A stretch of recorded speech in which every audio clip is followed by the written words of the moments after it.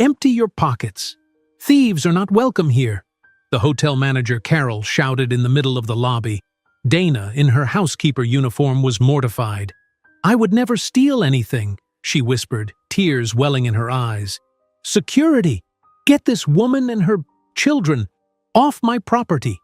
Now! Carol ordered. 2 guards approached Dana and her 3 frightened triplet sons. From the dark corner of the lobby bar, a man slowly stood up, his eyes locked on the scene with icy intensity. But before we see what he does, tell me where you're watching from and what time it is. Now subscribe to the channel and let's get into the full story. You stole those diamond earrings and we all know it, Carol said loudly, her voice echoing across the polished marble of the Lux Grand Hotel lobby. Security, empty her pockets. Dana Johnson stood frozen in place, her brown eyes wide with shock as dozens of guests and staff members turned to stare. This could not be happening. Not today. Not when her 3 boys were walking through the revolving doors at that exact moment. Mom? Jaden called out, his voice small and confused as he spotted her surrounded by security guards. Dana had started her day like any other. Her alarm had buzzed at 4:30 in the morning, and she had quietly slipped out of bed in the darkness of their small 2-bedroom apartment in South Chicago. The walls were thin, and she moved carefully to avoid waking her 3 10-year-old sons, Jaden, Jordan, and Jamal, who needed every minute of sleep they could get. In the kitchen, Dana prepared breakfast with practiced efficiency: scrambled eggs, toast, and sliced oranges. She filled 3 water bottles and packed 3 identical lunch bags with sandwiches, apple slices, and granola bars. Boys, time to get up, Dana called, gently shaking each of her sons awake. Mrs. Patterson is expecting you at 6:15. 5 more minutes, Jordan mumbled, pulling his blanket over his head. No can do, buddy.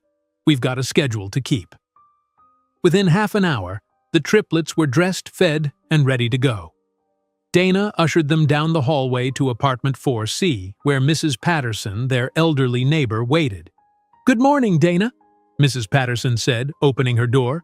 Hello, boys. I've got some new puzzles for us to work on before school. Thank you for watching them, Dana said, handing Mrs. Patterson a container of the breakfast she had made.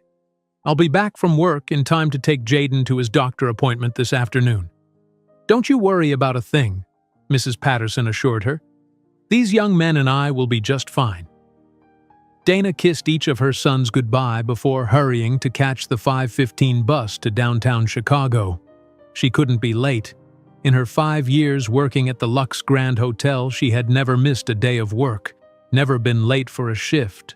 By 6:30, Dana was in the hotel's basement locker room, changing into her gray housekeeping uniform. She pinned her name tag to her chest and pulled her hair back into a neat bun. Morning, Dana, said Maria, another housekeeper. Carol's on the warpath today. The hotel's at full capacity. Dana nodded. Thanks for the warning. In the staff meeting room, Carol Whitman stood at the front, her blonde hair perfectly styled, wearing a designer suit that probably cost more than Dana made in a month. Johnson, Carol called out, barely looking up from her clipboard. You'll take the 15th floor today. The Rogers wedding party is there, and they made quite a mess last night. Yes, Ms. Whitman, Dana replied, keeping her expression neutral despite the unfairness. The 15th floor had twice as many rooms as the others, and the wedding parties were always the most challenging to clean up after. As the meeting ended, Carol added, And I'll be inspecting your work personally, so make sure it's perfect. It always is, Dana said quietly, but Carol had already turned away. Dana worked through the morning, cleaning each room with meticulous care. She changed sheets, scrubbed bathrooms, vacuumed floors, and restocked amenities with practiced efficiency. At noon, while on her short lunch break, Dana called the boys' school. Hello, this is Dana Johnson. I'm calling to make sure my sons, Jaden, Jordan, and Jamal Johnson, know to come to the Lux Grand after school today. We have a doctor's appointment at 4:30. After lunch, Dana continued working through her assigned rooms. She was just finishing the last suite when her walkie-talkie crackled to life. "Johnson," came Carol's sharp voice, "come to the main lobby immediately." Dana's stomach tightened. "I'm on my way," she replied, quickly gathering her cleaning supplies. When the elevator doors opened onto the lobby, Dana saw Carol standing with 2 security guards and an elegantly dressed older woman. The woman's diamond necklace caught the light, matching her designer outfit. "That's her," the woman said, pointing at Dana. "She was the one in my room today." Carol's face wore a triumphant expression as Dana approached. "Mrs. Vandermeer has reported her diamond earrings missing. You were the only one who cleaned her room today." "I didn't take anything," Dana said, her voice steady despite her racing heart. "Empty your pockets," Carol demanded loudly, drawing the attention of everyone in the lobby. At that moment, Dana saw her 3 sons enter through the revolving doors. Their school was only 3 blocks away, and they had arrived right on schedule for Jaden's doctor appointment. Their faces lit up when they spotted her, then quickly shifted to confusion as they saw the security guards. "Mom?" Jaden called out. Dana's face burned with humiliation as she slowly emptied her pockets in front of everyone, her bus pass, a tissue, and a few dollars. The security guards found nothing. "Check her cleaning cart," Carol instructed, her voice carrying across the lobby. "Carol, please," Dana said quietly. "My children are here." "Should have thought about that before you stole from our guests," Carol replied loudly enough for everyone to hear. The security guards searched Dana's cart thoroughly, finding nothing but cleaning supplies. Carol's eyes narrowed. "Just because we didn't find them doesn't mean you didn't take them. You've probably hidden them somewhere." "I didn't take anything," Dana repeated, fighting to keep her voice from shaking. "You're fired," Carol announced. "Security, get this woman and her children off my property, now!" Dana stood tall, her dignity intact despite the public humiliation. "Boys, come here," she called to her sons, who rushed to her side, confusion and fear on their identical faces. "Mom, what's happening?" Jordan asked, his voice trembling. "It's a misunderstanding," Dana said calmly, though her heart was breaking. "We're going home now." As Dana gathered her sons and headed toward the exit, a man sitting at the lobby bar watched intently. Richard Montgomery, dressed in casual clothes that disguised his billionaire status, had been observing the hotel operations incognito all day. But now, his attention was fixed entirely on the 3 young boys walking beside the wrongfully accused housekeeper. Richard's hand tightened around his glass. Those boys, those triplets, had his eyes, his nose, his jawline. They looked exactly like his childhood photos. As Dana walked out with her head held high despite her humiliation, Richard could not tear his eyes away from the 3 boys who looked so much like him that his heart nearly stopped beating. "Sir, would you like another drink?" the bartender asked. Richard barely heard him, his mind racing with impossible questions about the woman who had just been fired and the 3 boys who could not possibly be who he thought they were. Could they? Richard Montgomery couldn't look away from the 3 boys walking out of the Lux Grand Hotel with Dana Johnson. Something about their faces made his heart beat faster. He left money on the bar counter and quickly stood up. "Sir, your change?" the bartender called. "Keep it," Richard said, already walking toward the exit. Outside, Richard spotted Dana and her sons waiting at the bus stop across the street. He stayed back, watching them from a distance. The boys huddled close to their mother. One of them was crying. "Mom, why did that mean lady say those things?" asked the tallest boy. "It's okay, Jaden," Dana said, putting her arm around him. "Sometimes people make mistakes." "But you didn't steal anything," said another boy, wiping his eyes. "I know, Jordan."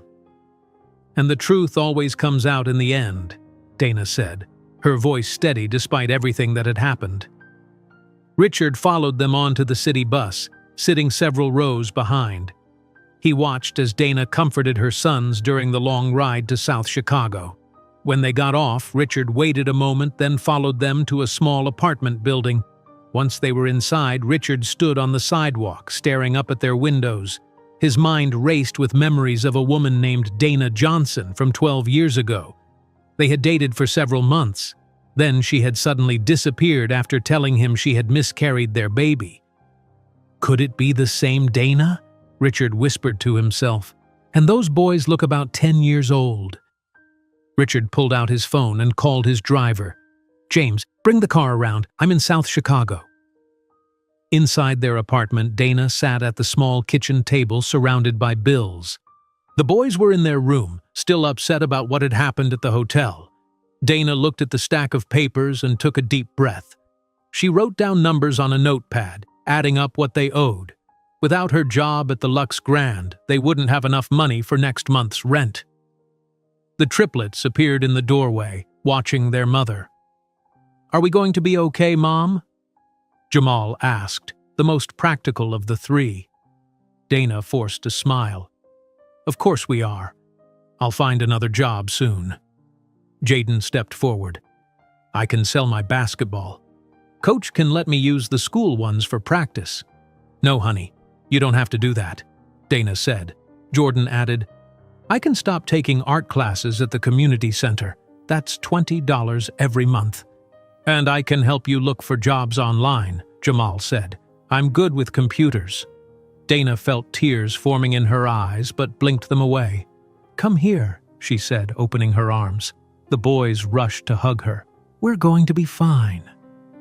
"We've faced harder times than this." Later that night, in his luxury penthouse overlooking downtown Chicago, Richard sat on his couch with a glass of water. He picked up his phone and called a number he rarely used. "Frank? It's Richard Montgomery. I need your services." "Yes, it's urgent. I need you to investigate someone named Dana Johnson. She worked as a housekeeper at the Lux Grand. She has 3 sons, triplets, about 10 years old. Yes, I'll text you the details. I need everything you can find by tomorrow." Richard hung up and walked to his office. He opened a cabinet and pulled out an old photo album. He flipped through the pages until he found what he was looking for, a photo of himself at age 10. He stared at it for a long time. "It's like looking at those boys," he said quietly. The next morning, Richard returned to the Lux Grand Hotel dressed in casual clothes. He sat in the lobby, watching the staff. He noticed a bellhop who seemed to know everyone. After an hour of observation, Richard approached him. "Excuse me," Richard said. "I was wondering if you could help me." The bellhop smiled. "Of course, sir. I'm Marcus Williams. How can I assist you? I'm curious about how things work here. Do you enjoy working at the Lux Grand?" Marcus looked surprised by the question. "Well, it pays the bills. Been here 15 years now." "That's impressive," Richard said. "You must have seen a lot of changes." Marcus lowered his voice. "Some things never change, though, like how Carol treats certain staff." "Carol? The manager I saw yesterday?" "Yes, sir. The one who fired Dana in front of everyone. Wasn't the first time she's done something like that." "What do you mean?" Richard asked. Marcus looked around to make sure no one was listening. "Let's just say if you're not the right type. Carol finds a way to push you out. 6 good workers gone in the past year alone. All people of color, if you catch my drift." Richard thanked Marcus and moved to the front desk. A young Asian woman named Sarah Chen was checking in guests. When there was a break, Richard approached her. "Good morning. I was wondering if I could ask you something about what happened yesterday with the housekeeper." Sarah looked uncomfortable. "I don't think I should talk about that, sir." "I understand. I just thought it seemed unfair." Sarah hesitated, then spoke quietly. "It was unfair. Dana is one of our best employees, but it's not just her. Carol has a pattern." She pulled a small notebook from her pocket. "I've been keeping track. Dates, names, what Carol said, what really happened. Someone needs to do something, but we all need our jobs." Meanwhile, Dana was at her 3rd job interview of the day. The hotel manager looked at her resume, then frowned. "It says here you worked at the Lux Grand until yesterday. Why did you leave?" Dana took a deep breath. I was wrongfully terminated. They accused me of stealing, but I didn't take anything. The manager's expression changed. I see. Well, we actually just filled this position. Thank you for coming in. Dana knew what that meant. Word had already spread through Chicago's hotel community. 2 days later, Richard sat in his office when Frank Daniels arrived with a thick folder. "You were right to be suspicious, Mr. Montgomery," Frank said, placing the folder on the desk. "I found everything." Richard opened the folder and saw birth certificates for the 3 boys, Jaden, Jordan, and Jamal Johnson. Father's name, Richard Montgomery. "There's more," Frank said. 12 years ago, your parents paid Dana Johnson $50,000 to disappear and not tell you about the pregnancy." Richard's hands began to shake. "She told me she miscarried. That's what your parents wanted her to tell you. They convinced her that you didn't want children. They made her sign papers saying she would never contact you again." Richard picked up his phone and dialed his parents' number. When his father answered, Richard could barely contain his anger. "Did you pay Dana Johnson to leave Chicago 12 years ago?" he asked without saying hello. There was a long pause. "Richard, that was a long time ago. We did what was best for you. She was pregnant with my children, my sons. She wasn't suitable, Richard. A girl from the wrong side of the tracks with no family, no connections." Richard hung up without another word. He looked at a photo Frank had included in the file. Dana holding 3 newborn babies in a hospital bed. She looked exhausted but happy, alone with her 3 sons. "I have 3 sons," Richard whispered, "and they grew up without me." That night, Richard drove to Dana's apartment building again. He parked across the street and watched the windows. Lights were on, and he could see shadows moving inside. His sons were in that apartment, sons who had never known their father. Richard made a decision. He wouldn't just watch from a distance anymore. He needed to make things right, for Dana, for the boys, and for himself. But first, he needed to deal with Carol Whitman and what she had done to Dana at his hotel. Richard Montgomery drove back to his penthouse with determination. He needed a plan to help Dana and deal with Carol Whitman.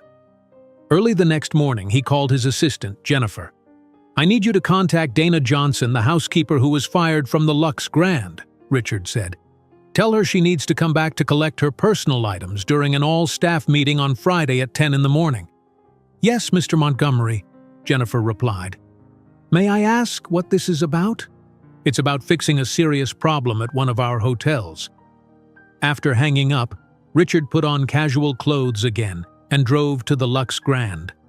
This time, he had a mission: to gather evidence about Carol's treatment of employees. Richard found Marcus Williams, the bellhop he had spoken with before. "Can we talk somewhere private?" Richard asked. Marcus looked puzzled but led Richard to a quiet corner of the lobby. "What can I help you with, sir?" "I want to know more about Carol Whitman and how she treats the staff here," Richard said, "especially employees of color." Marcus shifted uncomfortably. "Why do you want to know?" "Because I believe what happened to Dana Johnson was wrong, and I want to help." Marcus studied Richard's face for a moment. "There's been at least 6 employees fired in the past year, all people of color. Carol always finds some reason: missing items, complaints from guests that no one can verify, being late when they weren't." "Would you be willing to write this down and sign it?" Richard asked. "I need this job, sir. I promise you won't lose it." Richard spent the rest of the day speaking with other hotel employees. Many were afraid to talk, but a few shared stories about Carol's behavior. Sarah Chen, the front desk supervisor, gave Richard her notebook with all the incidents she had documented. "I've been recording everything for 2 years, Sarah said. "But I was too scared to report it. Carol's father is a big investor in the hotel chain." "Not anymore," Richard said quietly. Meanwhile, Dana sat in her apartment, looking at her phone. Another rejection from a hotel where she had applied for work. "That's the 5th one," she said to herself. In the small living room, her sons were trying to help in their own ways. Jaden was washing dishes without being asked. Jordan had made simple sandwiches for lunch. Jamal was on Dana's old laptop. "Mom, I updated your resume," Jamal said. "It looks more professional now." Dana smiled at her son. "Thank you, honey." "And I found 3 more hotels that are hiring," Jamal added. "I can help you apply online." Dana joined Jamal on the couch. "You're too young to worry about these things." "We're not too young to help," Jordan said, bringing her a sandwich. "You've always taken care of us," Jaden added. "Now we want to help take care of you." Dana hugged her sons, trying not to let them see her tears. The next day, Richard visited the Human Resources Department at Montgomery Hotel's headquarters. He used his executive access card to enter the records room. No one questioned his presence. Few people at headquarters knew what the company owner looked like since he rarely visited. Richard searched through files until he found what he was looking for: complaint records from the Lux Grand Hotel. There were dozens of discrimination complaints against Carol Whitman, but all had been marked resolved with no action taken. Richard took photos of every page with his phone. Later that afternoon, Richard arranged a meeting with Mrs. Vandermeer, the guest who had reported her earrings missing. "Thank you for meeting me," Richard said as they sat in the hotel's restaurant. "I'm investigating what happened with the missing earrings." Mrs. Vandermeer looked embarrassed.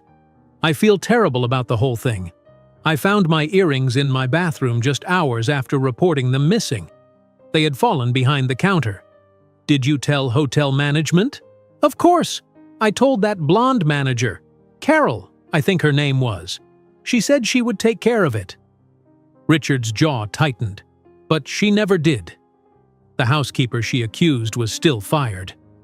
"That's horrible," Mrs. Vandermeer said. "I assumed she would clear that poor woman's name." "Would you be willing to make a statement about this?" Richard asked. "Absolutely. I don't want that woman's reputation ruined because of my mistake." Richard's next stop was the hotel's security office. He introduced himself to the security manager, who nearly fell out of his chair when he realized who Richard was. "Mr. Montgomery, we had no idea you were visiting the hotel." "I'd like to see the security footage from room 812 on Monday between 9 in the morning and noon," Richard said. The manager quickly pulled up the hallway footage. It showed Dana entering the room with her cleaning cart at 9:15 and leaving at 9:45. The footage from inside the room showed Dana cleaning efficiently, never once approaching Mrs. Vandermeer's jewelry box. "I'll need a copy of this footage," Richard said. While Richard was gathering evidence, Frank Daniels called with new information. "Mr. Montgomery, I found something you need to see," Frank said when they met at Richard's penthouse. "Emails between your parents and Carol Whitman from 5 years ago, when Dana Johnson first applied to work at the Lux Grand." Frank handed Richard printed copies of the emails. They showed that Richard's parents had recognized Dana's name and asked Carol to make her work life difficult enough to quit. "They've been targeting her for 5 years, Richard said, his voice filled with anger. "Just because she had my children." "There's more," Frank said.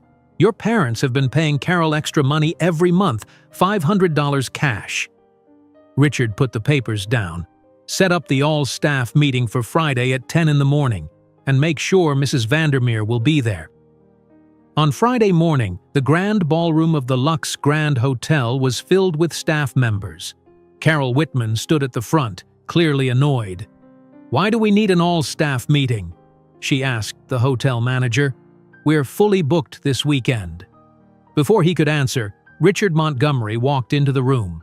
He wore an expensive suit and carried himself with authority. Most staff members didn't recognize him, but Carol's face turned pale. "Good morning, everyone," Richard said. "For those who don't know me, I'm Richard Montgomery, owner of Montgomery Hotels International, including the Lux Grand." A murmur spread through the room. At the back, Dana Johnson had just walked in with her 3 sons. Jennifer had called her that morning, telling her to come to collect her things during the all-staff meeting. "Why is everyone here?" Dana whispered to a housekeeper she knew. "That's the owner," the housekeeper whispered back. "No one knew he was coming." Richard continued speaking. My first order of business is to address a serious incident that happened in our lobby earlier this week. A valued employee was publicly accused of theft, humiliated, and fired without evidence. Carol stepped forward. Mr. Montgomery, I can explain. Richard held up his hand. Ms. Whitman, you'll have your chance to speak. He turned to the crowd. Is Dana Johnson here?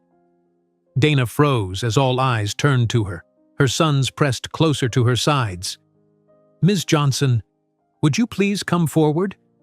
Richard asked, his voice gentle. Dana walked slowly to the front of the room, her boys following close behind. Ms. Johnson, Richard said, on behalf of Montgomery Hotels International, I want to publicly apologize for the way you were treated. Carol's face turned red. Sir, she was suspected of theft. The security footage, which you never reviewed, shows that Ms. Johnson never touched Mrs. Vandermeer's belongings, Richard interrupted. And Mrs. Vandermeer found her earrings the same day and reported it to you, Ms. Whitman. Yet you never corrected the record. Mrs. Vandermeer stood up from a chair at the side of the room. It's true.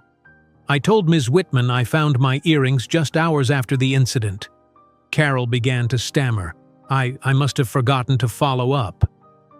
Just like you forgot to follow up on the dozens of discrimination complaints filed against you over the years? Richard asked, holding up a folder. Complaints that mysteriously disappeared or were marked resolved with no action taken. The room had gone completely silent. Dana stared at Richard, then at Carol. Ms. Whitman, you are terminated from your position, effective immediately, Richard said. Security will escort you to collect your belongings. Carol's face contorted with anger. You can't fire me. My father is one of your biggest investors. Your father received copies of all these complaints this morning, Richard replied calmly. He has already divested from our company. 2 security guards approached Carol, but she wasn't finished. You're only doing this because of her, Carol shouted, pointing at Dana. Your parents told me all about your history together. They paid me extra to make her life miserable enough to quit.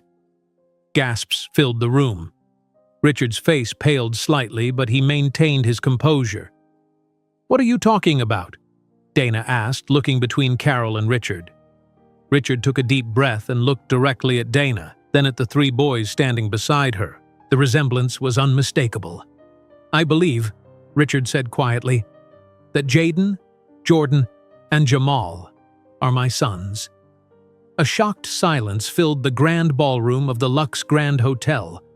All eyes moved between Richard Montgomery, Dana Johnson, and her 3 confused sons. The triplets stared at Richard with wide eyes. What does he mean, Mom? Jordan whispered, tugging at Dana's sleeve. Dana's face had gone pale. Everyone is dismissed, she said to the hotel staff, her voice surprisingly steady. Please return to your duties. The staff hesitated until Richard nodded. Yes, please return to work. Thank you all for your time. As people began filing out, many casting curious glances back at the unfolding drama, Richard turned to Sarah Chen. Sarah, would you mind taking the boys to the restaurant for some ice cream? I need to speak with their mother privately. Before Sarah could answer, Dana stepped between Richard and her sons. My boys stay with me. Of course, Richard said. But perhaps we could speak in my office rather than here in the open. Dana looked at her sons' confused faces and nodded. Fine. 2 security guards led Carol Whitman toward the exit. She twisted free for a moment and pointed at Richard. You'll regret this. My father won't stand for it. Your father already knows everything, Carol, Richard replied calmly. Goodbye. Richard led Dana and the triplets to the hotel manager's office on the top floor. Once inside, he closed the door and turned to face them. What is this about? Dana demanded. What game are you playing? No game, Richard said. I've only known for a few days. I saw the boys in the lobby when Carol was firing you, and I recognized my own features in their faces. Jaden, the most athletic of the triplets, stepped forward. Are you really our dad? Richard looked at the boy. I believe so. Yes. That's not possible, Dana said quickly. Their father died before they were born. Is that what you told them? Richard asked quietly. Dana's eyes flashed with anger. Boys, please wait outside for a minute. I need to talk to Mr. Montgomery alone. But Mom? Jamal started. Now, please, Dana said firmly. Once the boys were outside, Dana turned on Richard. How dare you? After 12 years, you suddenly decide to claim my sons? I didn't know they existed until this week, Richard said. You told me you had miscarried. And you believed that without question, Dana shot back. You never even called to check on me afterward. I tried. You disappeared. Your phone was disconnected. You moved out of your apartment. I looked for weeks. Dana shook her head in disbelief. Your parents told me you wanted nothing to do with me or the baby. They said you were engaged to someone from your own social circle. Richard's face showed genuine shock. What? I wasn't engaged to anyone. They showed me pictures of you with some blonde woman at a charity event. Said the engagement would be announced the next month. Richard ran his hand through his hair. That was my cousin's fiancée. I was just escorting her because my cousin was stuck in London on business. Dana sat down heavily in a chair. They gave me $50,000 to disappear and terminate the pregnancy. But you didn't, Richard said softly. No, I couldn't. But I did leave Chicago. I moved to Detroit, had the boys, and struggled for 5 years before coming back here. Richard sat across from her. Why did you come back to Chicago? Mrs. Patterson, our neighbor. She was like a grandmother to the boys in Detroit. When she moved back to Chicago for her health, the boys were heartbroken. I found a job at the Lux Grand and we followed her here. Dana's eyes narrowed. Did you orchestrate my firing just to get me back in your life? No, I had no idea who you were until I saw you leaving with the boys. It was their faces. They look exactly like my childhood photos. A knock on the door interrupted them. Richard opened it to find the triplets standing there. We want to know what's happening, Jaden said firmly. Dana sighed. Come in, boys. The triplets entered and stood in a line, facing the adults. They looked so much like Richard that Dana wondered how she hadn't noticed it before. Did this man leave us, Mom? Jordan asked, his sensitive nature making him the most emotional of the three. No, honey. He didn't know about you, Dana admitted. Why didn't you tell him? Jamal asked, always the logical one. Dana looked at Richard, then back at her sons. It's complicated. His parents, they told me some things that weren't true. They made me think he didn't want us. Richard knelt down to be at eye level with the boys. I would have wanted to know about you. I would have been there from day one if I had known. Can you prove you're our dad? Jamal asked, practical as always. We can take a DNA test, Richard suggested. But look at this. He pulled out his phone and showed them a childhood photo of himself. The resemblance to the triplets was striking. Whoa, Jaden said. That looks like us. I'd still like the DNA test, Dana said firmly. Of course, Richard agreed. I'll arrange it today. Dana stood up. We should go. This is a lot to process. Wait, Richard said. I want to offer you your job back, Dana, but not as a housekeeper. Dana's eyes narrowed. What do you mean? I want you to be the director of housekeeping operations for the entire Montgomery Hotels chain, 6 times your previous salary with benefits. Dana laughed without humor. So that's it. You feel guilty, so you're offering me charity? It's not charity. It's an opportunity you've earned. Your personnel file shows you've been the most efficient housekeeper at this hotel for 5 years. You know the operation better than anyone.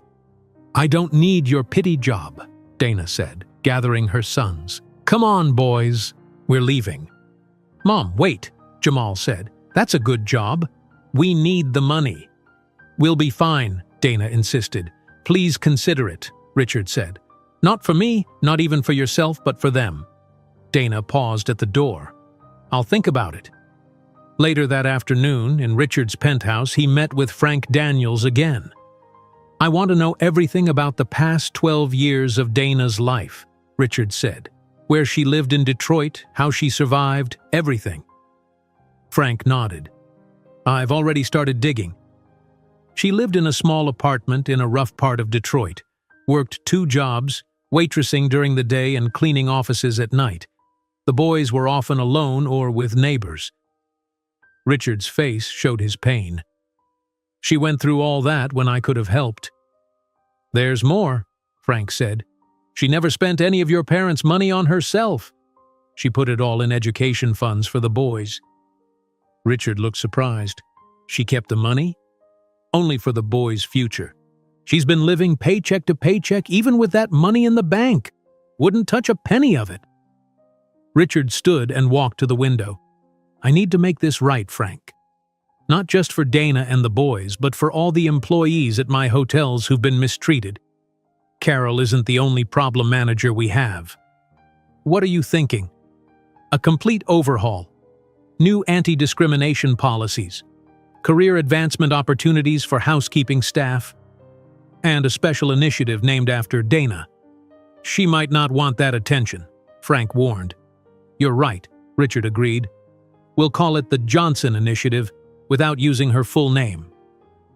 That evening, Dana sat with her sons in their small living room. So is he really our dad? Jaden asked.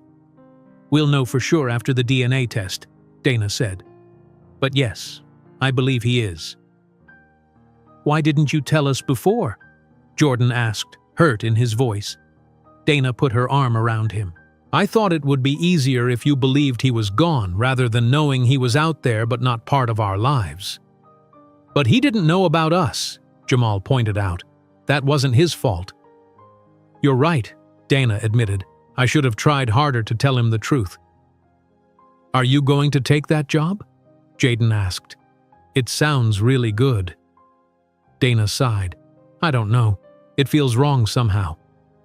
Because you're too proud, Jamal said bluntly. You always tell us to accept help when we need it. Dana looked at her son in surprise. When did you get so smart? I've always been smart, Jamal said with a grin. I get it from you. And maybe from him too, Jordan added quietly. Dana's phone rang. It was Richard. Dana, I'm not calling about the job, he said when she answered. I've arranged for the DNA testing tomorrow morning if that works for you and the boys. That's fine, Dana said. And there's something else you should know. I've been looking into Carol's treatment of other employees. What happened to you wasn't isolated. I'm implementing company-wide changes to make sure it never happens again. Dana was silent for a moment. That's good. I don't expect this to change how you feel about me, Richard continued, but I want you to know I'm trying to fix what went wrong, not just with you, but with the whole company. After they hung up, Dana sat thinking. The job offer still felt like charity, but the company changes sounded like something bigger than just her situation. The next morning, the DNA testing process was quick and simple. The lab promised results in 3 days. What do we do while we wait? Jaden asked as they left the clinic. We keep living our lives, Dana said, and I keep looking for a job. Unless you take the one Richard offered, Jordan suggested hopefully. Dana looked at her sons' faces that looked so much like Richard's, and made a decision. Let me make a call, she said, pulling out her phone. Dana took a deep breath and called Richard. I'll take the job, she said when he answered. But I want to be clear. I'm accepting it because I'm qualified, not because of our personal situation. I understand completely, Richard replied, relief in his voice. When can you start? Monday. That gives me the weekend to prepare the boys for our new routine. 3 days later, an email arrived with the DNA test results. Dana gathered her sons in the living room to open it together. Are you ready? She asked. The triplets nodded, their eyes fixed on her phone. Dana opened the email and read it silently. Well? Jaden asked impatiently. The test confirms it, Dana said. Richard Montgomery is your father. The boys exchanged looks, processing this life-changing information. So what happens now? Jordan asked, his voice small. Now we figure out how to make this work, Dana replied. Richard wants to get to know each of you. He's missed 10 years of your lives. Does he want us to live with him? Jamal asked. No, honey. We're staying right here. But he'd like to spend time with you, if you're comfortable with that. One at a time, Richard had suggested when they discussed arrangements. I want to get to know each boy as an individual. The following Saturday, Richard picked up Jamal for their first one-on-one meeting. He had learned that Jamal loved computers and technology, so he had arranged something special. Where are we going? Jamal asked as they drove through downtown Chicago. The Chicago Tech Center. They're having a coding workshop for kids today, Richard said. Jamal's eyes widened. Really? I've wanted to go there forever. Mom couldn't afford it. At the tech center, Richard watched with pride as Jamal quickly grasped concepts that confused even some of the adults in the workshop. You're really good at this, Richard said as Jamal completed a coding challenge. I practice on the school computers during lunch, Jamal explained. The librarian lets me use them. Would you like your own laptop? Richard asked carefully, not wanting to overstep. Jamal looked up, his eyes bright. That would be amazing. But Mom says we have to be careful about accepting expensive gifts. I respect that, Richard said. Maybe we can talk to her together. The next weekend, Richard attended Jaden's basketball game. He sat in the back of the bleachers, not wanting to distract from Jaden's moment. Jaden scored 12 points and played strong defense. You're really talented, Richard told him afterward. Who taught you to play? I learned at the community center, Jaden said. Coach Wilson volunteers there 3 times a week. You've got great fundamentals, Richard said, and you're a team player. I noticed how you kept passing to that smaller kid who hadn't scored yet. Jaden looked surprised that Richard had noticed. That's Tommy. He gets discouraged if he doesn't make at least one basket. For Jordan, the most sensitive triplet, Richard arranged a visit to the Art Institute of Chicago. Walking through the museum, Richard noticed Jordan lingering in front of certain paintings. You really understand art, Richard observed. Jordan shrugged. I like to draw. Mom says I get it from my grandmother. Her mom, I mean. Would you show me some of your drawings sometime? Richard asked. Jordan hesitated. They're not very good. I'd still like to see them. I'm not very artistic myself, but I know what I like. Meanwhile, Dana was facing her own challenges at Montgomery Hotel's headquarters. On her first day as director of housekeeping operations, she arrived early wearing a new business suit she had purchased with her first paycheck. Welcome, Ms. Johnson, said the receptionist. Mr. Pearson is waiting for you in the conference room. Thomas Pearson, the company's chief operating officer, was a tall man with gray hair and a permanent frown. 5 other executives sat around the large table. Ms. Johnson, Pearson said without standing, please have a seat. We were just discussing the unusual circumstances of your hiring. Dana sat down, her back straight. I understand your concerns, Mr. Pearson, but I've worked in housekeeping for over 5 years. I know the operations from the ground up. Working as a housekeeper is very different from directing operations for 23 hotels, said a woman with short blonde hair. You're right, Ms. Henderson. Linda Henderson, Vice President of Human Resources. You're right, Ms. Henderson, but sometimes an insider perspective is exactly what's needed. For example, did you know we're wasting thousands of dollars every month on cleaning supplies? The executives looked surprised. Most hotels order 3 different products for bathroom cleaning, Dana continued. 1 for toilets, 1 for showers, and 1 for sinks. But there's a single product that works better than all 3 and costs less. By the end of the meeting, Dana had outlined 5 cost-saving measures that could be implemented immediately. Pearson looked at her with new respect. Perhaps you do have something to offer, Ms. Johnson, he admitted.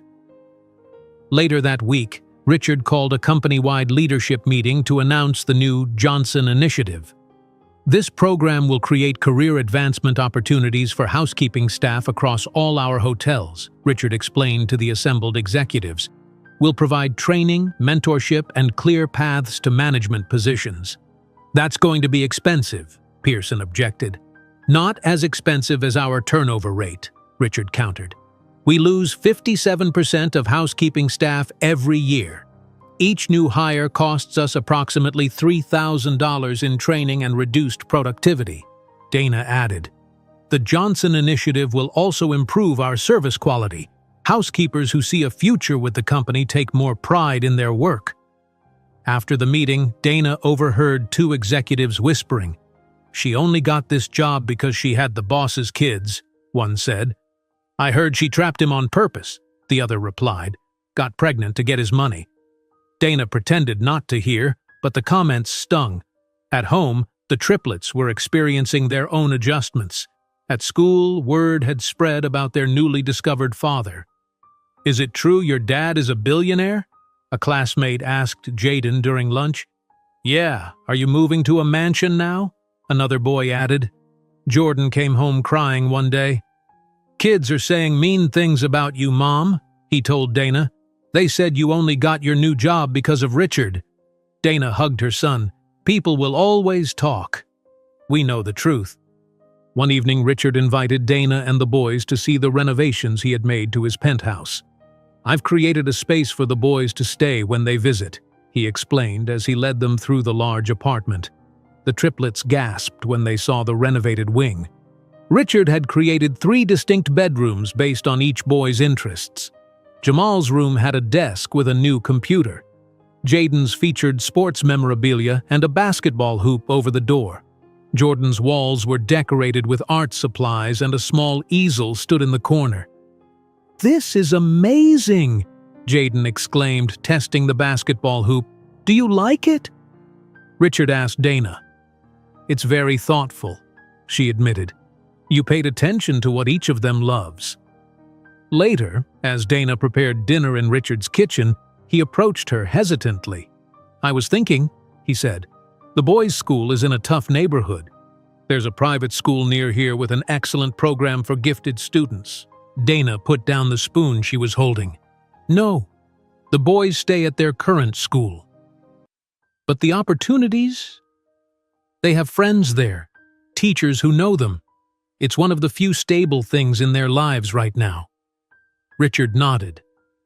I understand. I just want to give them everything I can. They need stability more than fancy schools right now, Dana said. Too much change too fast isn't good for children. The first overnight visit came the following weekend. The evening started awkwardly with the boys sitting stiffly on Richard's sofa. Who wants pizza? Richard asked, trying to break the tension. We already had pizza twice this week, Dana said. They need vegetables. I can cook something, Richard offered. I make a great... Actually, I don't cook much. I do, Jordan volunteered. Mom taught me how to make pasta. Together, Richard and Jordan prepared a simple dinner while Jamal showed Dana his new computer and Jaden explored the home gym. By the end of the evening, the atmosphere had relaxed. Richard read a story to Jordan, played video games with Jamal, and discussed basketball strategies with Jaden.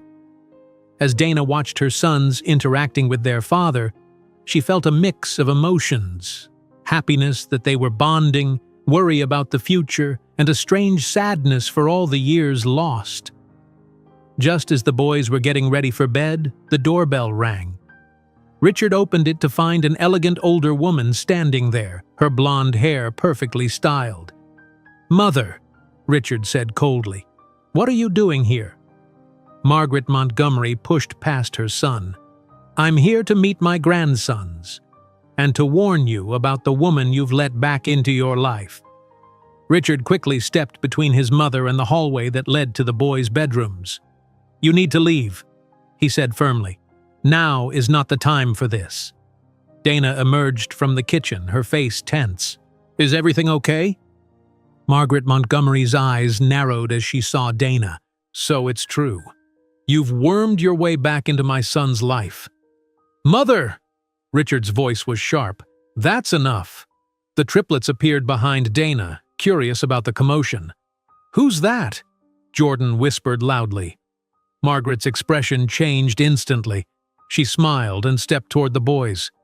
"I'm your grandmother." My goodness, you look just like Richard when he was your age. Dana moved protectively in front of her sons. Boys, please go back to your rooms for a few minutes. But Mom, Jaden started. Now, please, Dana said firmly. Once the boys were out of earshot, Richard turned to his mother. You had no right to come here uninvited. I have every right to meet my grandchildren, Margaret insisted. Children I didn't even know existed until last week. Whose fault is that? Richard asked. You and Dad paid Dana to disappear. You lied to me about the pregnancy.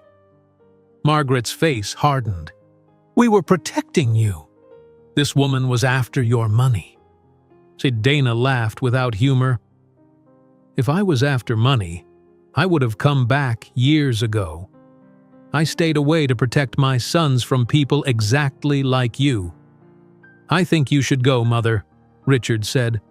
We can discuss this another time. Not until you hear what I have to say. Margaret reached into her designer purse and pulled out an envelope. I brought some photos I thought the boys might like to see. Pictures of you as a child, Richard. Richard hesitated, then took the envelope. Thank you. Now please leave. After Margaret left, Dana was furious. How did she know the boys were here tonight? I don't know, Richard said, but I'll make sure it doesn't happen again. This is exactly why I was hesitant about this arrangement, Dana said. Your parents are toxic, Richard. I know, I'm sorry. The next morning, Dana and Richard had their first serious argument about boundaries and communication. You should have told me your mother might show up, Dana said as they drank coffee in the kitchen. The boys were still asleep. I didn't know she would, Richard insisted. You need to set clear boundaries with your parents. I won't have them interfering in our lives or saying negative things about me to the boys. You're right. I'll talk to them today. Dana sighed. This is all happening so fast. The boys are confused enough without adding your parents to the mix. At school on Monday, the triplets faced new challenges. Word had spread about their billionaire father changing how classmates treated them. During lunch, Jaden sat with his basketball teammates as usual, but the conversation was different. Is it true your dad is going to buy you a mansion? Asked Tyler, a boy who had never paid much attention to Jaden before. No, we're staying in our apartment, Jaden answered uncomfortably. But he's super rich, right? Does he give you money and stuff?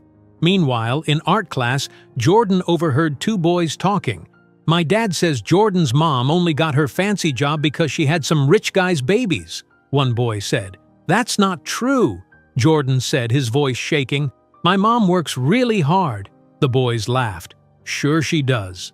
Jamal had a different experience in computer lab. His teacher, Mr. Randall, pulled him aside. Jamal, I noticed you have a new laptop. It's much more advanced than our school computers. My dad gave it to me, Jamal said. He's teaching me coding. That's wonderful. Would you be willing to help some of the other students? With your skills and that computer, you could lead a small coding group. Jamal smiled proudly. Yes, I'd like that. At Montgomery Hotel's headquarters, Dana faced her own challenges. She was reviewing housekeeping budgets when Linda Henderson from HR knocked on her office door. Dana, do you have a minute? There's something you should know. Of course, what is it? Linda closed the door. Carol Whitman has been talking to the press. She's suggesting your relationship with Richard is why you got this position. Dana's stomach tightened. I expected something like this. There's more. She shared some details about your past, your juvenile record. Dana's face paled. How did she get that information? Those records were sealed. I don't know, but you should prepare for possible media attention. Later that day, Richard arrived at Dana's office looking concerned. Have you seen this? He asked, showing her a gossip column on his phone. The headline read, Hotel Magnate's Secret Baby Mama Lands Executive Job. Linda warned me, Dana said. Carol's behind it. I'll handle it, Richard promised. No, Dana said firmly. I need to handle this myself. I can't have people thinking I rely on you to fight my battles." The next day, Dana called a meeting with her housekeeping management team from all Chicago area Montgomery hotels. "I want to address the rumors head-on," she told them. "Yes, Richard Montgomery is the father of my children. No, that is not why I got this job. I have 5 years of experience in housekeeping operations and innovative ideas that will save this company money." She then outlined her plans for standardizing procedures across all hotels, which would improve efficiency and reduce costs. By the end of the meeting, most of the managers seemed won over by her knowledge and confidence. Throughout the next few weeks, Richard continued to build relationships with each of his sons. He took Jamal to a technology convention where they met famous software developers. He attended all of Jaden's basketball games, sitting quietly in the back but cheering loudly when Jaden scored. For Jordan, he arranged private art lessons with a respected Chicago artist. "Your son has real talent," the artist told Richard after Jordan's first lesson. "He sees the world in a unique way."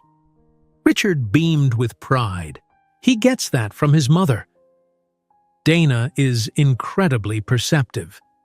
Dana was surprised when Richard mentioned this comment to her. "You think Jordan gets his artistic ability from me?" "Absolutely. You see details others miss. It's what makes you so good at your job." This small compliment marked a shift in their relationship, a new respect developing between them. One afternoon, Richard received an alarming call from Dana. "The school just called me. Your father sent a car to pick up the boys without our permission." "What?" Richard was stunned. "Where are they now?" "The driver took them to the Lakeshore Country Club. I'm on my way there, but I'm across town at a hotel inspection. I'll meet you there. Don't worry, I'll handle this." Richard arrived at the exclusive Lakeshore Country Club to find his father, Edward Montgomery, sitting with the triplets on the patio. The boys were eating ice cream sundaes. "Dad, what do you think you're doing?" Richard demanded. Edward looked up calmly. "Having ice cream with my grandsons." "Is that a crime?"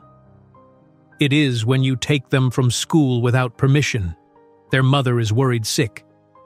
"I'm a Montgomery. The school knows our family." Richard's anger rose. "That doesn't give you the right to take them." The boys watched this exchange with wide eyes. Dana arrived moments later, her face flushed with worry and anger. "Boys, are you okay?" she asked, checking each son. "We're fine, Mom," Jamal assured her. "We just had ice cream." Dana turned to Edward. "Don't ever do this again. You had no right to take my children without my permission." "Our children," Edward corrected, looking at Richard, "and they're Montgomerys, whether you like it or not." Richard stepped forward. "That's enough, Dad. Dana is right. What you did was completely inappropriate." On the drive home, Dana and Richard presented a united front despite their own tensions. "Your grandfather made a mistake today," Richard explained to the boys. "He should have asked permission before picking you up from school." "But he was nice to us," Jordan said. "He showed us pictures of you when you were little."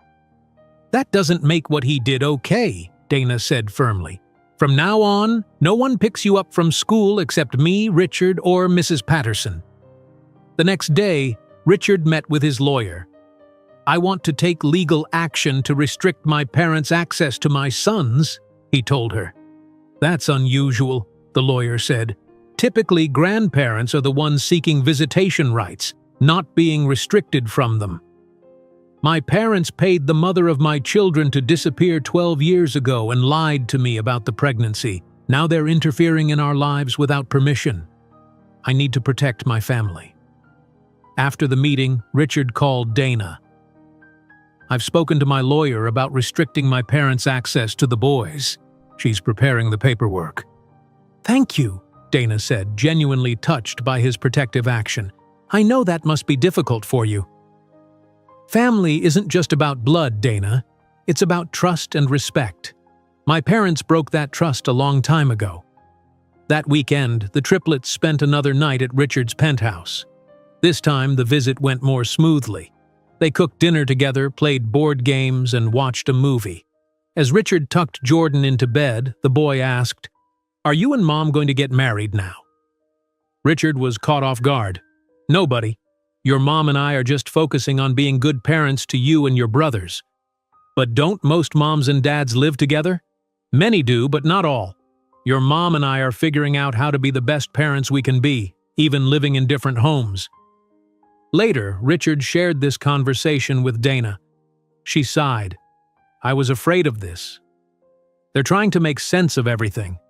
We need to be clear with them about our relationship, Richard said. We're co-parents, not a couple. Dana nodded. Agreed. Our focus is on them, not us. But as they sat together on the sofa after the boys were asleep, something had changed between them.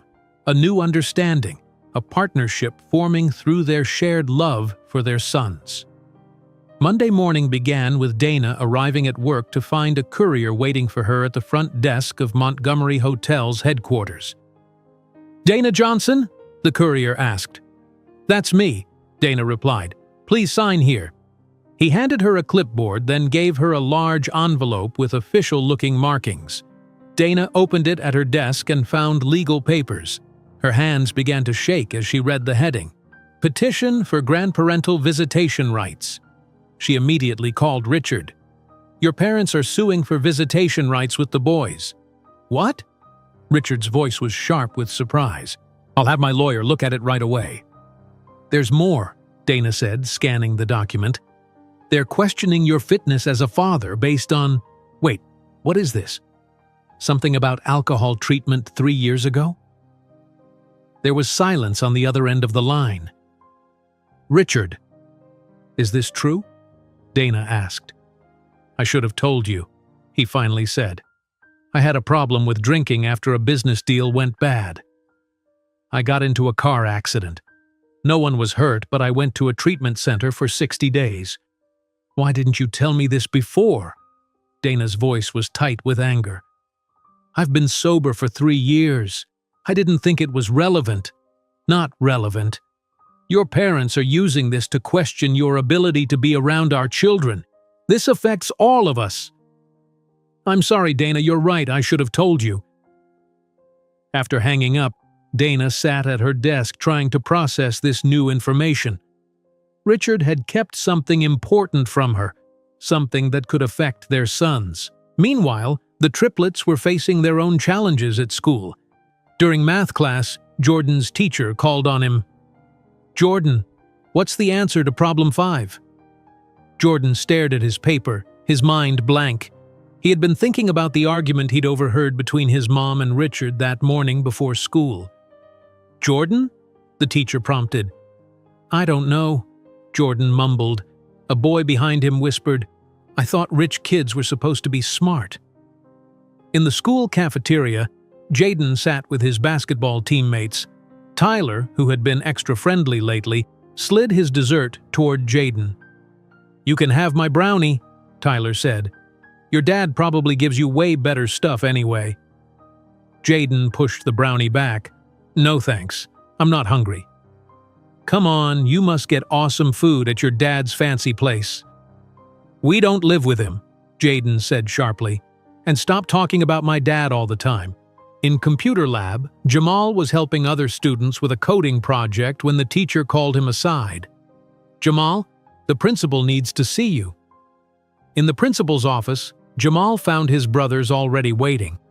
The principal, Mrs. Diaz, looked serious. Boys, there's been a mix-up with your after-school arrangements today.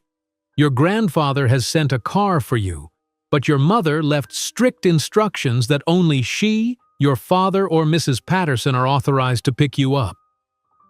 Our grandfather tried to pick us up again? Jamal asked. His driver is outside, but I'm not releasing you without proper authorization. The principal's phone rang. She answered it, listened for a moment, then frowned. Mr. Montgomery, with all due respect, I cannot release the children to your driver without permission from their parents. Yes, I understand who you are, but our policy is clear. At Montgomery Hotels, Dana was in an executive meeting presenting her plan for the Johnson Initiative when her phone vibrated with a message from the school. She quickly excused herself and stepped outside. This is Dana Johnson. she said when she called the school back. "Ms. Johnson, this is Principal Diaz. Your children's grandfather has sent a driver to pick them up, but following your instructions, we haven't released them." "Thank you," Dana said. "I'll be there as soon as possible." She returned to the meeting long enough to apologize and gather her things. "Family emergency," she explained. Thomas Pearson frowned. "We're in the middle of discussing your initiative, Ms. Johnson. Surely someone else can handle your personal matters." Dana stood tall. "My children are my priority, Mr. Pearson. I'll email you the complete proposal this evening." As she left, she heard Pearson mutter, "This is exactly why mothers don't belong in executive positions." At the school, Dana found her sons waiting in the office. "Thank you for following the pickup protocol," she told Principal Diaz. "Of course, children's safety is our priority." Outside, a sleek black car was parked at the curb. The driver approached Dana. "Miss Johnson? Mr. Montgomery sent me to bring the boys to his country club for a golf lesson." "Which Mr. Montgomery?" Dana asked, although she already knew. "Mr. Edward Montgomery. Please tell Mr. Edward Montgomery that he needs to speak directly with me or Richard before making plans with my sons." After taking the boys home, Dana called Richard again. "Your father tried to have the boys picked up from school again." "I'm dealing with it," Richard said. "I met with my lawyer this morning after you called. She's filing papers to block their access to the boys until we can sort this out legally."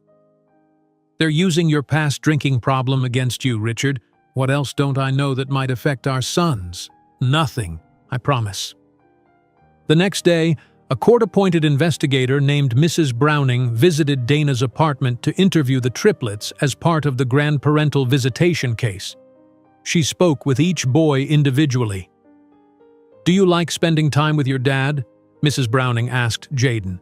"Yeah, he's cool. He comes to all my basketball games." "Have you ever seen him drink alcohol?" Jaden looked confused. "No, he drinks water or soda when we're together." Mrs. Browning asked Jordan, "How do you feel about your new grandparents?" "They're okay, I guess. Grandma Margaret brought pictures of Dad when he was little. I look like him. But she said some mean things about Mom, and that made me sad." When it was Jamal's turn, Mrs. Browning asked, "Do you feel safe when you're with your father?" "Of course," Jamal said confidently. "He's really careful with us. He even installed special locks on the windows in our rooms at his house because we're so high up in his building." After the investigator left, Dana tried to explain the situation to the boys. "Your grandparents want the court to say they can see you even if Dad and I don't think it's a good idea right now." "Why don't you want us to see them?" Jaden asked. Dana chose her words carefully. "They haven't always been honest or respectful. We want to make sure they'll treat all of us with respect before you spend time with them." The following week, Richard met with his parents at their attorney's office. He arrived to find them sitting stiffly in expensive clothes, looking like strangers. "I want to understand why you're doing this," Richard said. "Why go to court instead of just talking to me?" "You've cut us off from our only grandchildren," Edward said. "We have rights too." "Rights? Like the right to lie to me for 12 years? The right to try and pay Dana to terminate her pregnancy? Those rights?" Margaret's perfect composure cracked slightly. "We were trying to protect you. From what? From my own children?" "From her," Margaret snapped. "From a woman who wasn't good enough for you." The room fell silent. Edward put his hand on Margaret's arm to calm her. "What your mother means," Edward said carefully, "is that we wanted more for you than an unplanned pregnancy with a woman you barely knew. So you decided to play God with our lives," Richard said. "Do you know what Dana went through? Raising 3 boys alone, working multiple jobs, struggling to make ends meet. She took our money," Edward pointed out. "She put every penny into education funds for the boys. She never spent any of it on herself." Margaret looked genuinely surprised at this. "She didn't use the money?" "No. She lived in a dangerous neighborhood in Detroit. worked 2 jobs, left the boys with neighbors while she cleaned office buildings at night. For the first time, Richard saw uncertainty in his mother's eyes. "We didn't know," she said softly. "Because you didn't care to know?" Richard replied. "You just wanted the problem to go away." Back at Montgomery Hotels, Dana was preparing for her biggest challenge yet, presenting the Johnson Initiative implementation plan at the International Leadership Conference. Despite the personal turmoil, she spent hours perfecting her presentation. Linda Henderson from HR stopped by her office. "Are you ready for tomorrow? All the hotel owners will be there." "I'm prepared," Dana said. "This initiative means a lot to me." The executives are still skeptical. Pearson has been vocal about thinking this is Richard's pet project because of your personal connection. Then I'll have to prove him wrong. The next day, Dana stood before 200 hotel executives from around the world. She took a deep breath and began. "The Johnson Initiative isn't just about doing the right thing for our housekeeping staff. It's about smart business. Hotels with higher staff retention have better customer satisfaction scores and lower training costs." For 30 minutes, Dana presented data showing how career advancement opportunities would save the company millions of dollars while improving service quality. By the end, even Thomas Pearson was nodding in agreement. Afterward, owners of competing hotel chains approached Dana. "Ms. Johnson, would you be interested in consulting for our company?" asked one. "Your implementation plan is brilliant," said another. The court hearing about the grandparental visitation rights was scheduled for the following week.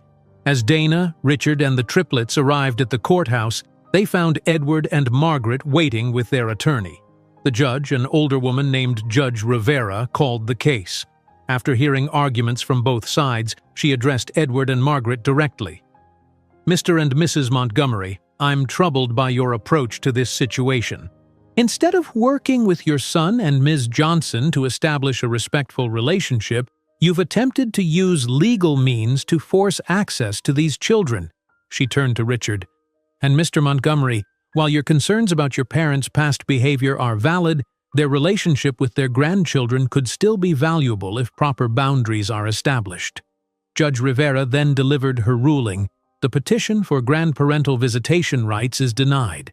However, I encourage all parties to work toward a voluntary arrangement that serves the children's best interests. As they left the courtroom, Edward clutched his chest and stumbled. "Dad?" Richard rushed to his side as Edward collapsed onto a bench. "Someone call an ambulance!" Margaret's face went pale. "Edward! Edward!" Within minutes, paramedics arrived and took Edward to the hospital. The diagnosis was a mild heart attack, likely triggered by stress. At the hospital, Richard sat in the waiting room with his mother. Despite everything, he couldn't abandon his father in a medical emergency. Dana arrived with coffee for both Richard and Margaret. She handed a cup to Margaret, who looked surprised by the gesture. "Thank you," Margaret said quietly. After a moment, she added, "I'm sorry for what we did 12 years ago. It was wrong." Dana sat down across from her. "Yes, it was. I was so afraid of losing my son," Margaret admitted. "I didn't stop to think about what I was doing to you, or to those boys. They're good boys," Dana said. "You'd know that if you'd tried to know them instead of trying to control them." Margaret nodded slowly. "I'd like a chance to do better, if you'll allow it." Later that night, after the boys had visited their grandfather briefly in the hospital, Dana and Richard talked in his penthouse. "Your mother actually apologized," Dana said, still sounding surprised. "Nearly losing Dad changed something in her," Richard replied, "but I still don't fully trust them." "Neither do I. But maybe we can start with small, supervised visits once your father recovers." Richard nodded, then hesitated.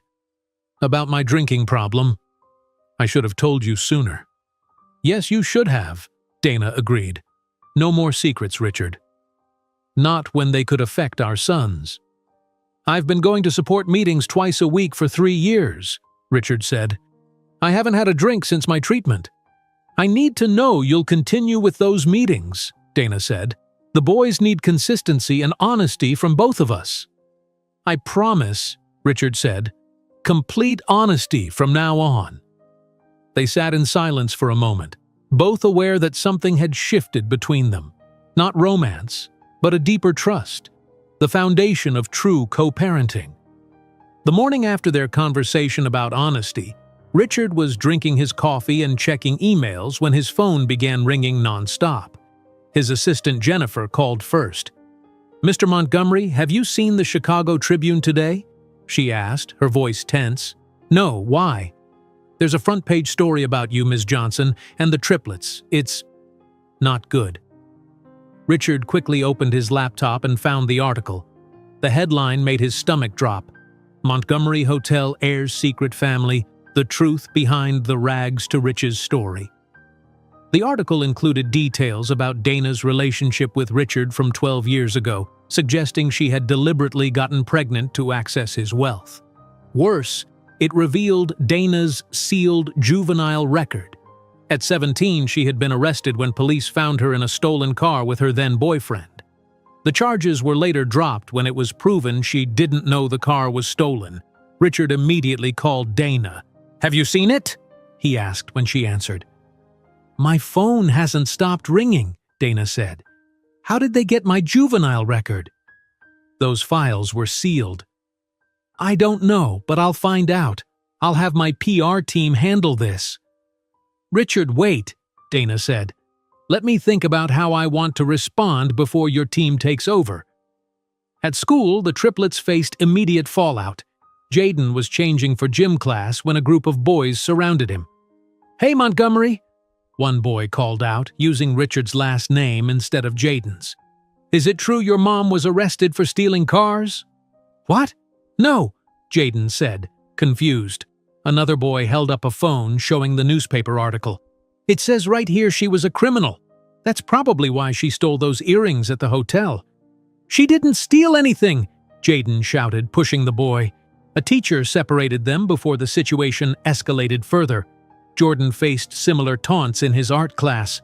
"My dad says your mom tricked your rich dad," whispered a girl sitting next to him. "He says she got pregnant on purpose to get his money."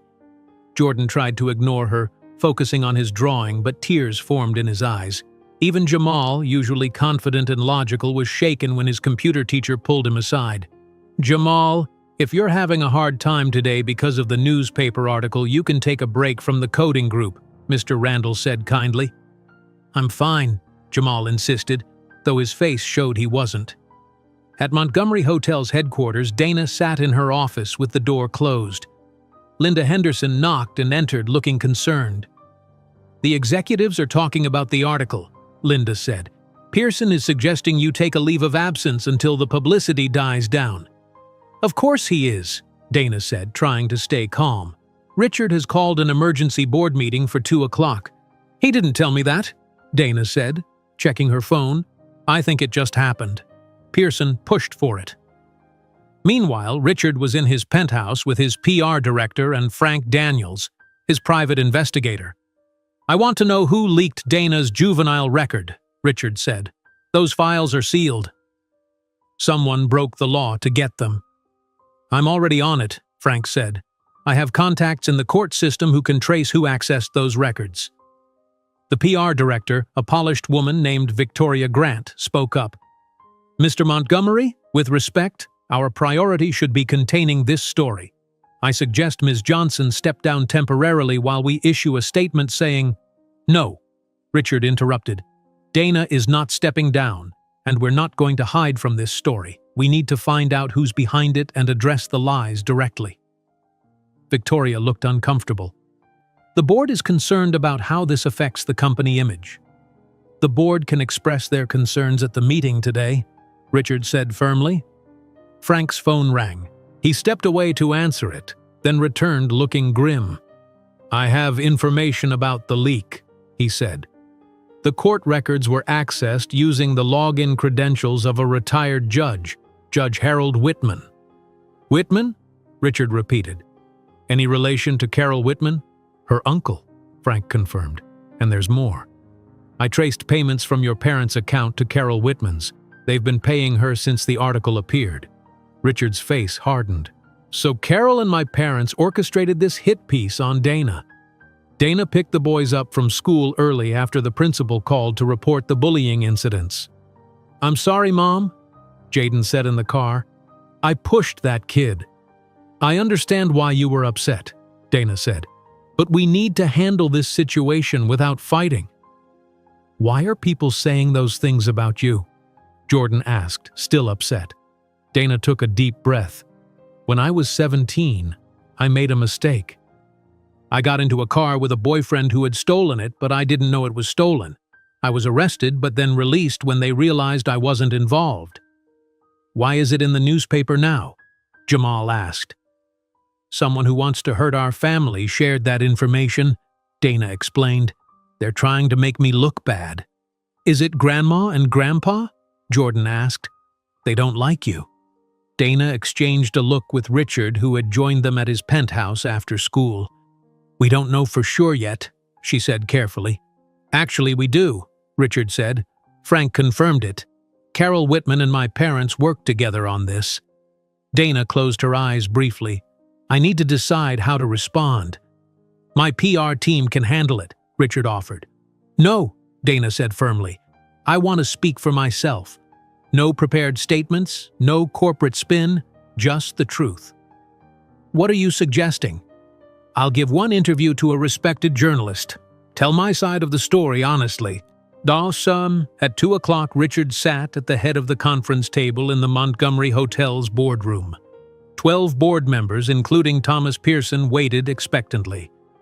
"We've all seen today's Tribune article," Richard began. "I called this meeting to address your concerns directly."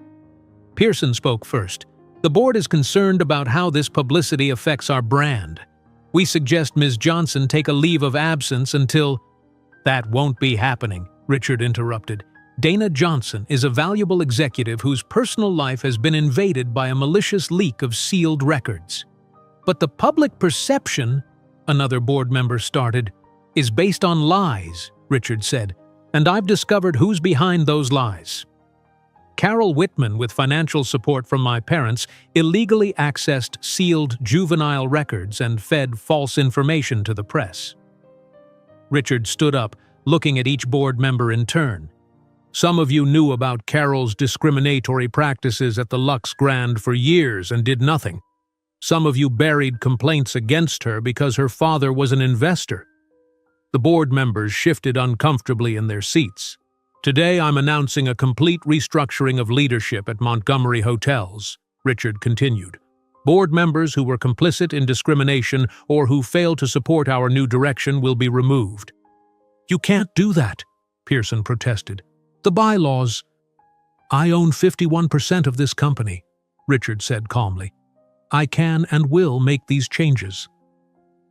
Later that evening, Dana prepared for her television interview with Elaine Roberts, a respected journalist known for her fair reporting. Richard sat with her in the green room. "Are you sure about this?" he asked. "You don't have to expose yourself like this." "Yes, I do," Dana said.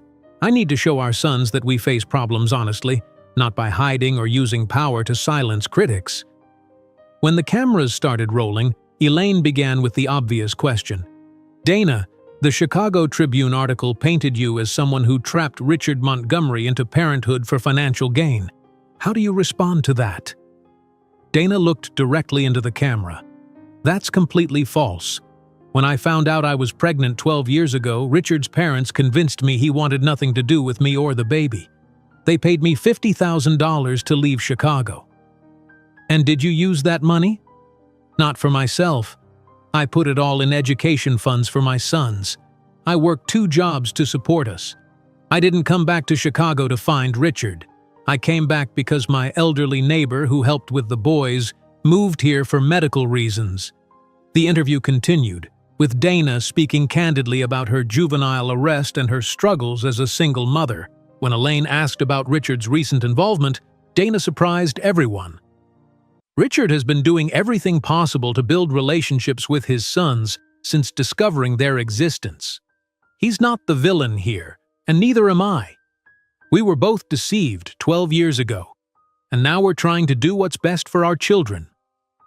In a move that shocked the producers, Richard walked onto the set and joined Dana. "I want to add something," he said. "Dana Johnson is one of the strongest, most dedicated parents I've ever known. She raised our sons with love and integrity under incredibly difficult circumstances. I'm not just supporting her as the mother of my children, but as an exceptional executive whose ideas are transforming our company for the better." Social media exploded as the interview aired. The hashtag #Stand with Dana began trending, with many users sharing their own stories of sealed juvenile records being used against them years later. After the interview, Dana and Richard walked out of the studio together, both emotionally drained. "Thank you for what you said," Dana told him. "I only spoke the truth," Richard replied, "and I meant every word." As they drove back to Dana's apartment, Richard's phone rang. It was Frank Daniels. "Mr. Montgomery, there's been an interesting development.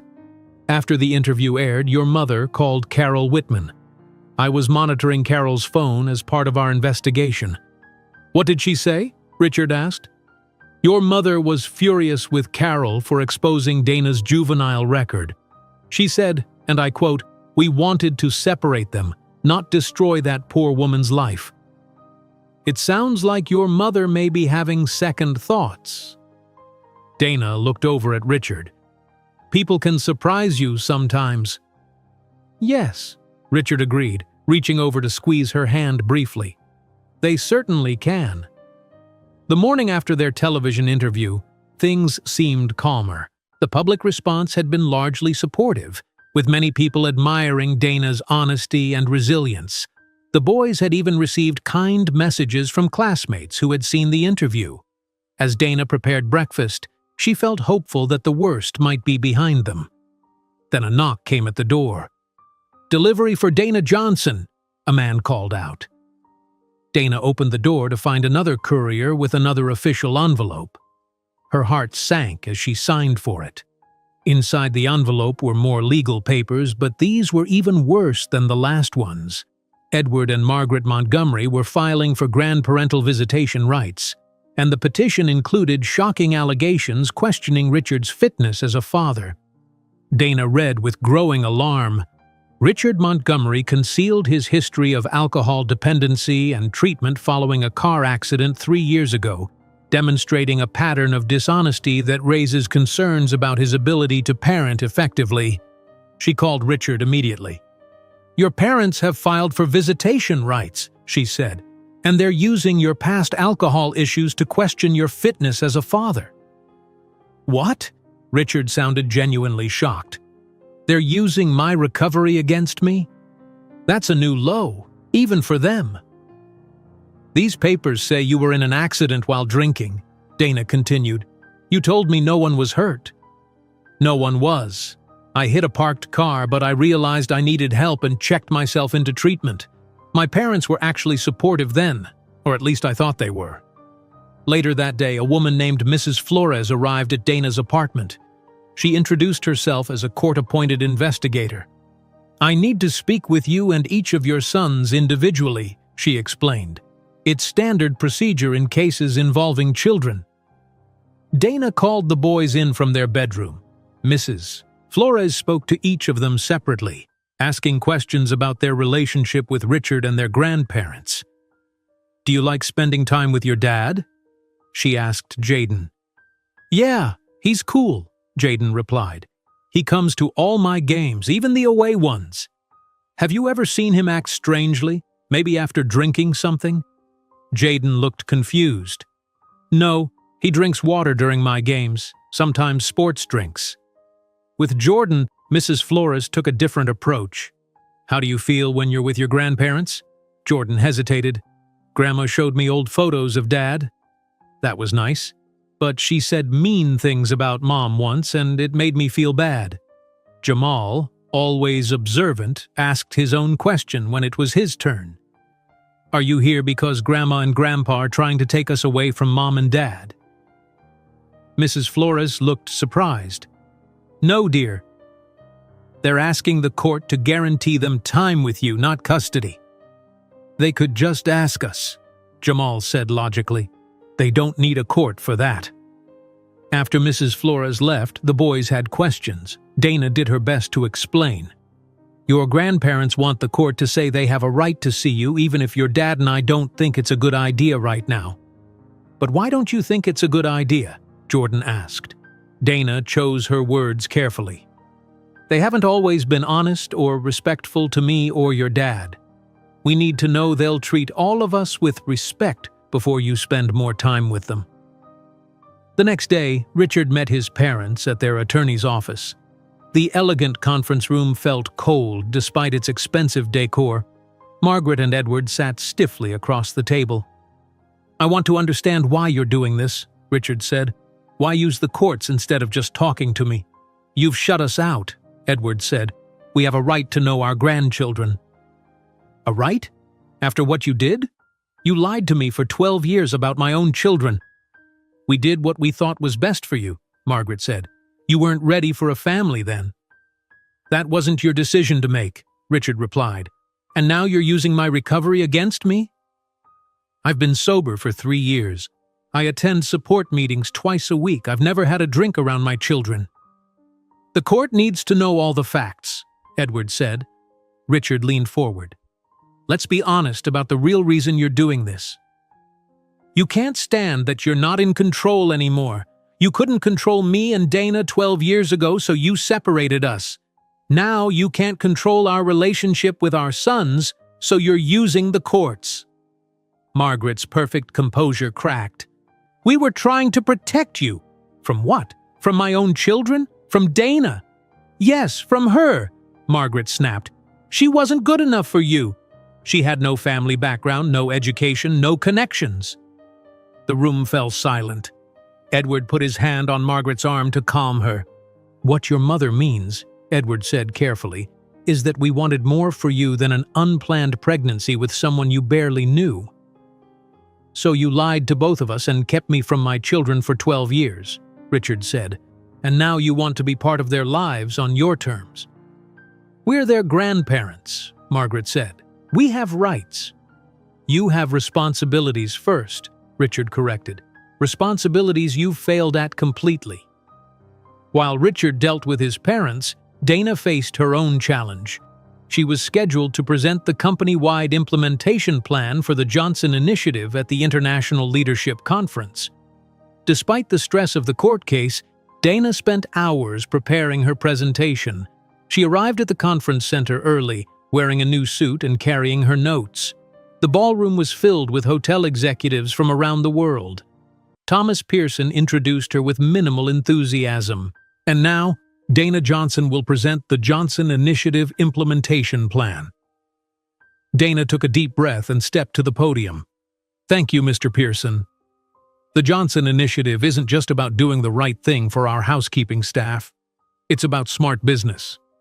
For 30 minutes, Dana presented data showing how career advancement opportunities would save money while improving service quality.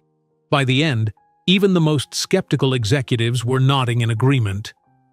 After the presentation, owners from competing hotel chains approached her. Ms. Johnson, would you consider consulting for our company?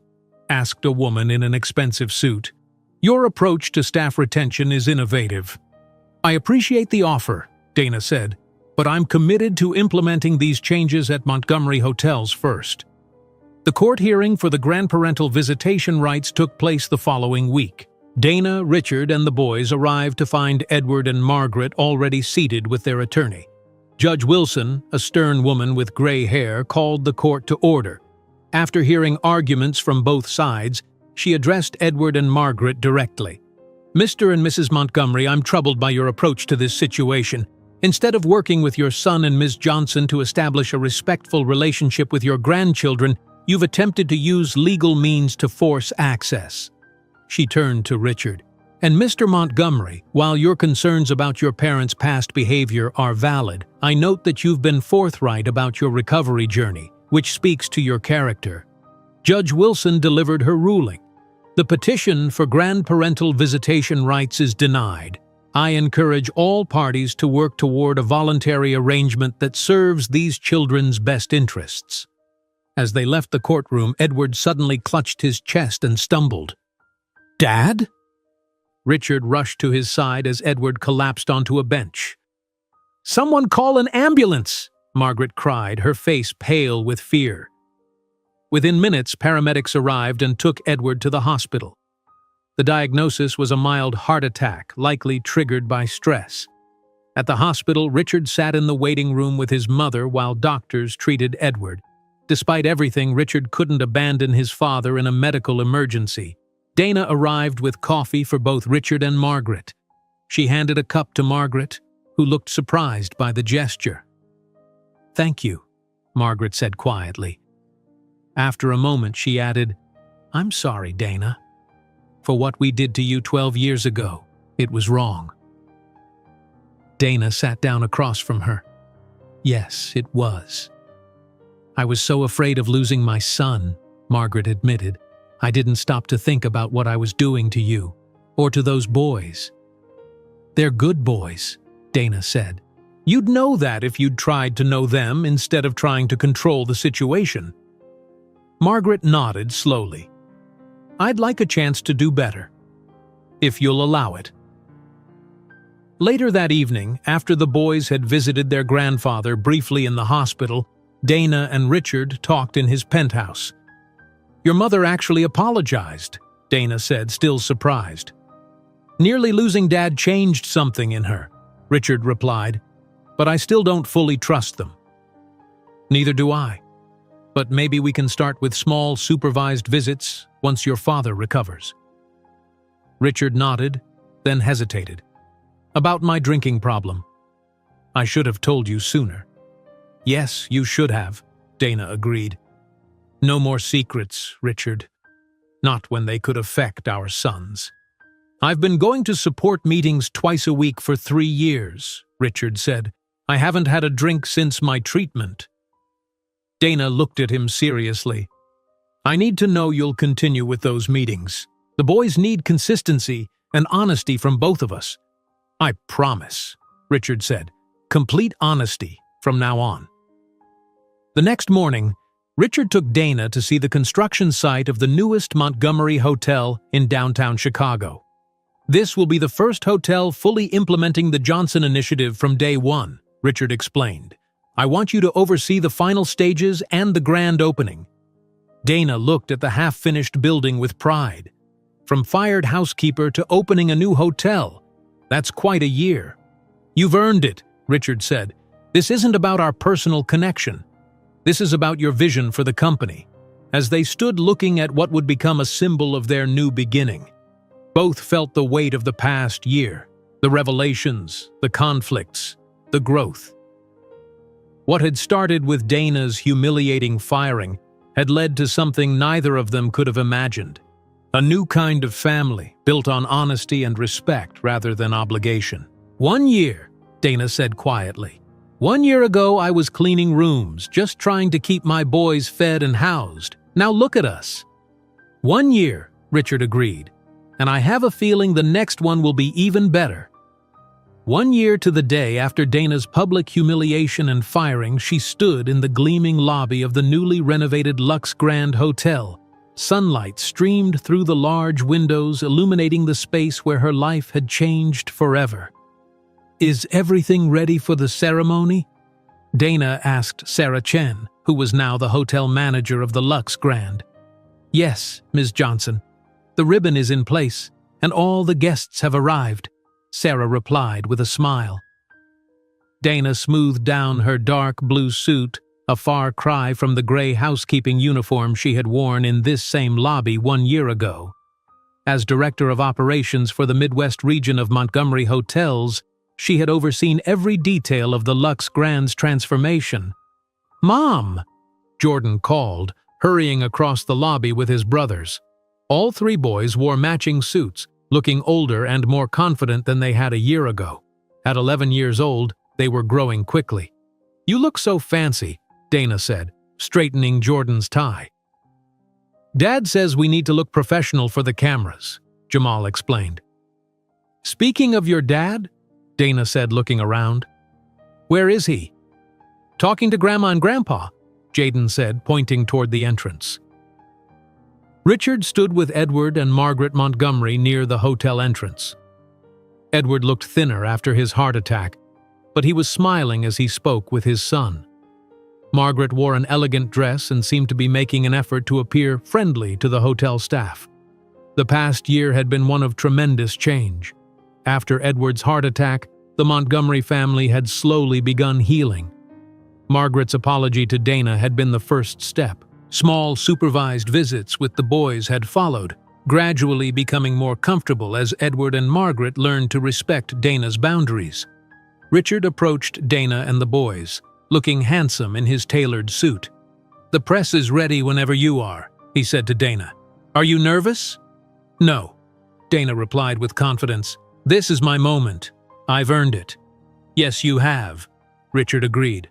The lobby filled with people, hotel staff, executives from Montgomery hotels, and special guests. Mrs. Vandermeer, whose missing earrings had sparked this entire journey, sat in the front row. Marcus Williams, the veteran bellhop who had first told Richard about Carol's discrimination, stood proudly in his new uniform as head of guest services. Thomas Pearson, who had once doubted Dana's abilities, now introduced her with genuine respect. "Ladies and gentlemen, please welcome the woman who transformed not just the Lux Grand Hotel, but the entire culture of Montgomery Hotels International, our Director of Operations for the Midwest region, Dana Johnson." Applause filled the lobby as Dana stepped to the podium. "1 year ago, I stood in this very spot," Dana began. "I was publicly accused of theft, humiliated, and fired. Today, I stand here to celebrate not just my personal journey, but the transformation of an entire company." The audience listened intently as Dana described the Johnson Initiative, which had now been implemented across all 23 Montgomery hotels. "In the past year, we've promoted 47 housekeeping staff members to management positions. Our employee retention rate has improved by 60%. And most importantly, our guests are happier because our staff is happier." Donna gestured to the triplets sitting in the front row. "My sons taught me the most important lesson of all, that dignity doesn't come from a job title or a paycheck. It comes from standing up for what's right, even when it's difficult." After Dana's speech, Richard joined her at the podium for the ribbon-cutting ceremony. Together, they cut the red ribbon stretched across the lobby entrance, officially reopening the Lux Grand Hotel. As guests mingled and enjoyed refreshments, hotel owners from around the country approached Dana. "Ms. Johnson, your initiative has revolutionized the industry," said one woman who owned a chain of hotels in Florida. "Would you consider consulting for our company?" "I'm flattered," Dana replied, "but my commitment is to Montgomery Hotels right now."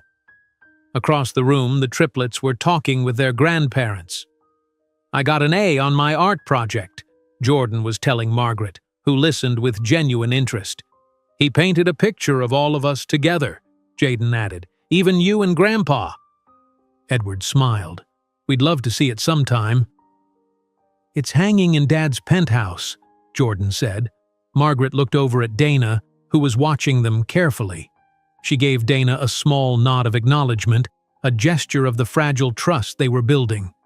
During the past year, each boy had developed a unique relationship with Richard. Jaden and Richard bonded over sports, with Richard never missing a basketball game.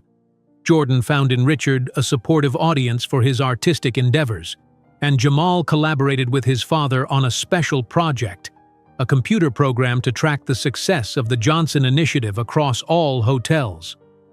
Richard approached his sons now, putting an arm around Jamal's shoulders. "Should we show your mom what we've been working on?" he asked. Jamal nodded excitedly. "We finished it last night." They led Dana to a quiet corner where a laptop was set up. Jamal clicked through screens showing colorful graphs and charts. "This tracks all the employees who've been promoted through the Johnson Initiative," Jamal explained. "It shows their progress, training, and how guest satisfaction scores improved at their hotels." "This is amazing," Dana said, studying the detailed program. "You two built this together?" "Jamal did most of the coding," Richard said proudly. I just helped with the business metrics. We're going to present it at my school's science fair, Jamal added. Dana felt a surge of pride seeing how Richard had embraced fatherhood, finding ways to connect with each boy's interests and talents. As the celebration continued, several people noticed one person's absence. "Whatever happened to Carol Whitman?" Mrs. Vandermeer asked Dana. "I heard she's having trouble finding work," Dana replied without satisfaction. "Most hotel chains now know about her discrimination record." "Such a shame," Mrs. Vandermeer said, though entirely of her own making. Later, as the event was winding down, Dana found herself standing in the exact spot where Carol had accused her of theft 1 year ago. Marcus Williams noticed and approached her. "Full circle, isn't it?" he said quietly. Dana nodded. "From housekeeper to executive in 1 year. I still can't quite believe it sometimes." "We all believed in you," Marcus said, "even back when you were cleaning rooms. You always had dignity, no matter what job you were doing." After the event, Dana, Richard, and the boys returned to Richard's penthouse for a private celebration. The family had settled into a comfortable routine, with the boys splitting time between Dana's new condo, purchased with her executive salary, and Richard's penthouse. "I have something to discuss with both of you," Richard said to Dana and the boys after dinner. "I've been thinking about establishing a scholarship foundation for children of hotel workers." "That's a wonderful idea," Dana said. "I want to call it the Johnson Montgomery Scholarship Fund," Richard continued. "It would cover college tuition for children of housekeeping staff across all our hotels." "Can we help?" Jaden asked eagerly. "Actually, yes," Richard said.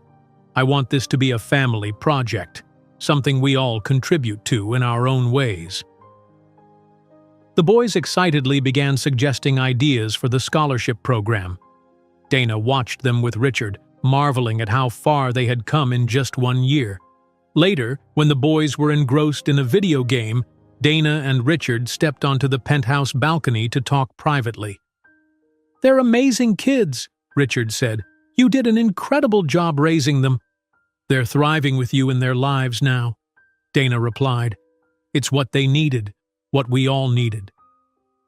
"I've been thinking about what Marcus said today," Richard said, "about coming full circle.